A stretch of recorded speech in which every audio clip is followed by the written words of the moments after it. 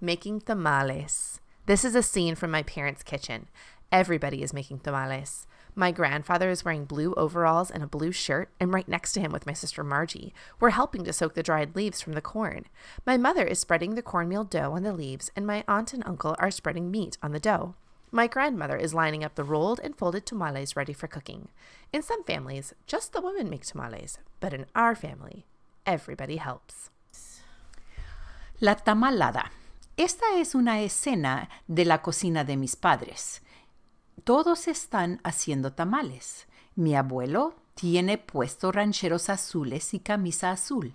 Yo estoy al lado de él con mi hermana Margie. Estamos ayudando a remojar las hojas secas del maíz. Mi mamá está esparciendo la masa de maíz sobre las hojas y mis tíos están esparciendo la carne sobre la masa. Mi abuelita está ordenando los tamales que ya están enrollados, cubiertos y listos para cocer. En algunas familias, solo las mujeres preparan tamales, pero en mi familia, todos ayudan. Watermelon. It's a hot summer evening. The whole family's on the front porch. My grandfather had bought us some watermelons that afternoon. We put them in the refrigerator and let them chill down. After supper, we went out on the front porch. My father cut the watermelon and gave each one of us a slice. It was fun to sit out there. The light was so bright on the porch that you couldn't see beyond the edge of the lit area. It was like being in our own little world. Sandía. Es una noche calurosa de verano. Toda la familia está en el corredor. Mi abuelo nos había traído unas sandías esta tarde. Las pusimos en el refrigerador para enfriarlas. Después de la cena, salimos al corredor. Mi padre cortó las sandías y nos dio un pedazo a cada uno. Era divertido estar sentados allí fuera. La luz del corredor era tan fuerte que no se podía ver más allá del área que estaba iluminada. Era como estar en nuestro propio pequeño mundo. The Virgin of San Juan. A mother and a son have gone to church, and she's doing some praying. In the meantime, her son starts entertaining himself by taking things out of her purse. She lets him for a while. Then he hands her a handkerchief. I don't know if he thought that maybe she was crying and needed a handkerchief, or whether she was just playing with it. He was just playing with it, and she took it away from him. La Virgen de San Juan. Una madre y su hijo han ido a la iglesia y ella está rezando. Mientras tanto, el hijo se entretiene sacando cosas de su cartera. Ella se lo permite por un rato. Luego él le entrega un pañuelo. No sé si es que el niño pensó que su madre estaba llorando y necesitaba un pañuelo, o si el niño estaba jugando con el pañuelo y su madre se lo quitó. Healer. This is a scene at a neighbor's house. The lady in bed was very sick with the flu. She had already been to a regular doctor and had gotten prescriptions for drugs for her chest cold, but she had also asked a healer, a curandera, to do a final cleansing or healing for this flu. So the curandera came over and did a cleansing using branches from the rue tree. She also burned copal incense in a coffee can at the foot of the bed. Curanderas know a lot about healing. They are very highly respected. Curandera. Esta es una escena en la casa de una vecina. La mujer que está en la cama estaba muy enferma con influenza.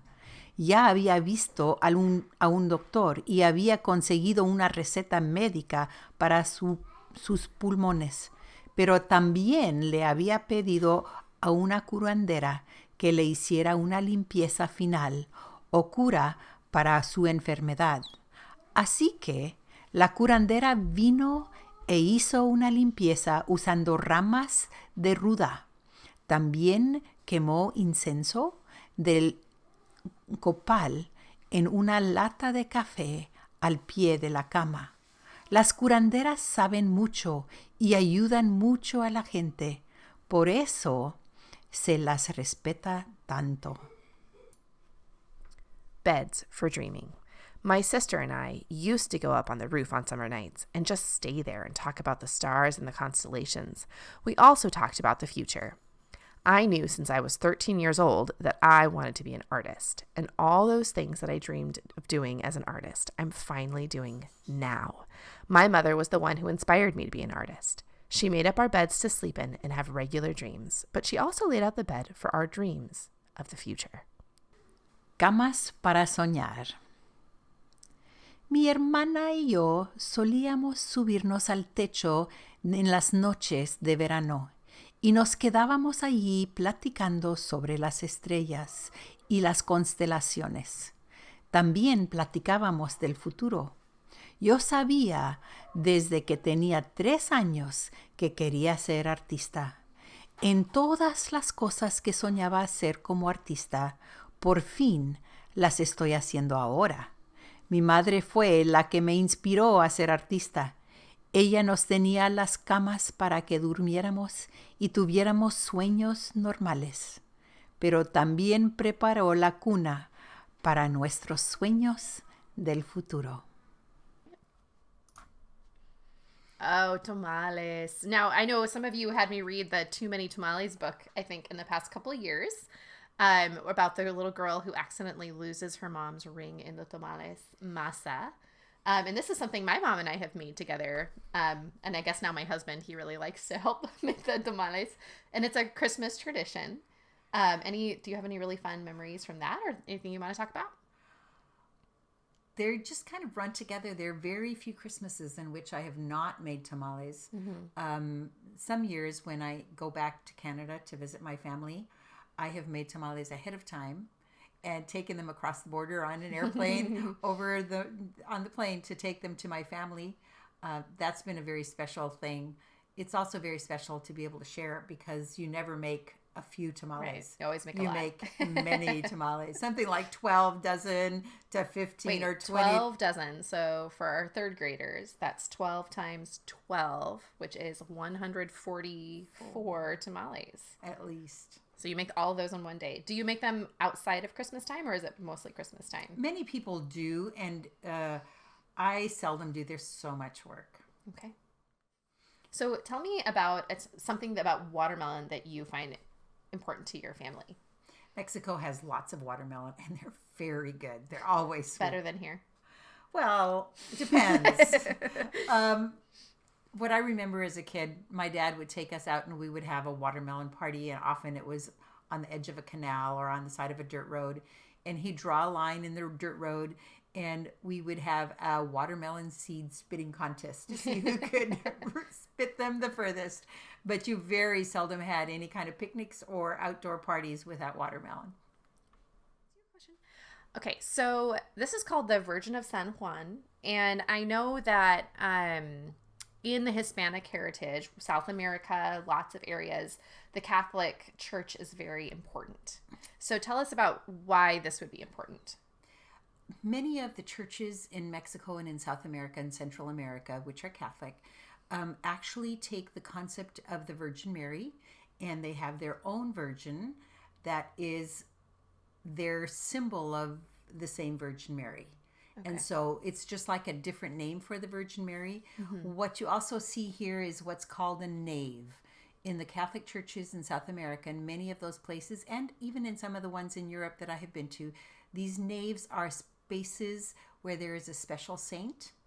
And the people who come to these sections of the church often have a special saint that they particularly adapt to, that they particularly love. And that's who they pray to when, for example, their child is very sick or there is some major problem with a job or something like that. And at all of these naves, they usually have an offering box where you put in your money. And if you put in the right amount of money, you also get a candle, and you get to light a candle in that nave as part of your worship experience to the saint that is in that section. Well, so here we have Beds for Dreaming. Now, I know that this is a really specific to our artist here and the stories, but this is also set in Texas. So tell us, like, what why are they on the roof in Texas? How? Because I feel like here you don't see people on the roof. It wouldn't be a fun thing to do very much. Well, one of the reasons you wouldn't get on many roofs in Port Orchard or Gig Harbor is because the roofs are much more steep. Oh, okay. And that's very important around here because you've got to get the rain and the snow off of them before they cave in. But in South Texas and in Mexico, many of the roofs are flat or a lot flatter than they are here. Okay. Therefore, it isn't very dangerous to get up on the roof. I have spent many evenings up on the top of a roof looking at the sky, looking at the stars. And one of my favorites was watching 4th of July fireworks from the roof of my house. Okay. Well, thank you so much for joining us today. It wasn't that great to learn a little bit about Hispanic heritage and a little bit of, I guess you got a little peek into my life too. It's my mom. So thanks. Let's all thank my mom. And thanks so much for coming and telling us a little bit about this. It was a lot of fun. Thank you for having me.